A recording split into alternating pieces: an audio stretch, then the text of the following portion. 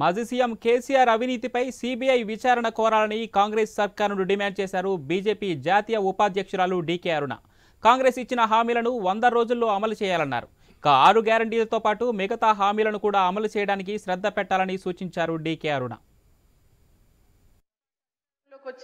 ఈరోజు కాంగ్రెస్ పార్టీ కాళేశ్వరం పైన జరిగిన అవినీతి గాని, నిర్మాణంలో జరిగిన లోపాలు గాని, అడ్డగోలుగా పెంచినటువంటి అంచనాల విషయంలోనే గాని, వీటన్నిటిపైన కూడా ఈరోజు విచారించడం జరిగినటువంటి అవకాశం ఈరోజు కాంగ్రెస్ పార్టీకి వచ్చింది, అధికారంలో ఉన్నది. ఎందుకంటే ప్రాణహిత చేవెళ్ల ప్రాజెక్టు అప్పుడున్నటువంటి కాంగ్రెస్ ప్రభుత్వం హయాంలోనే దాన్ని ప్రారంభించడం జరిగింది, వైఎస్ రాజశేఖర రెడ్డి గారు ముఖ్యమంత్రిగా ఉన్నప్పుడు. మరి ఈ రోజు గతంలో అనేక సార్లు విమర్శించిన ప్రాణహిత చేవెళ్ల పేరు మార్చిండ్రు, దాని డిజైన్లు మార్చిండ్రు, దోపిడీ చేసిన మాట్లాడినటువంటి కాంగ్రెస్ పార్టీ కానీ ఈ రోజు ఉన్నటువంటి ముఖ్యమంత్రి కూడా రేవంత్ రెడ్డి గారు కూడా దాని గురించి మాట్లాడడం జరిగింది అనేక సార్లు. మరి ఈ రోజు వారు హైకోర్టు న్యాయమూర్తితో విచారణ జరిపిస్తామనడం అనేది చూస్తుంటే, వారికి ఈ యొక్క విచారణ పేరు మీద హైకోర్టు న్యాయమూర్తితో విచారణ అంటే కాలయాపన తప్పితే కాలయాపనతోనే గడిపేద్దామనే ఆలోచన ఉందా అనేటటువంటి అనుమానం ఈ రోజు రాకమానదు.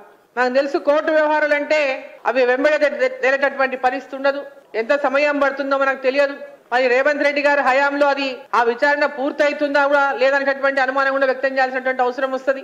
కాబట్టి మేము డిమాండ్ చేస్తా ఉన్నాం, మా రాష్ట్ర అధ్యక్షుడు కూడా డిమాండ్ చేసినారు కిషన్ రెడ్డి గారు, దీనిపైన సిబిఐ విచారణ జరిపించండి. గత ప్రభుత్వం సిబిఐ మన రాష్ట్ర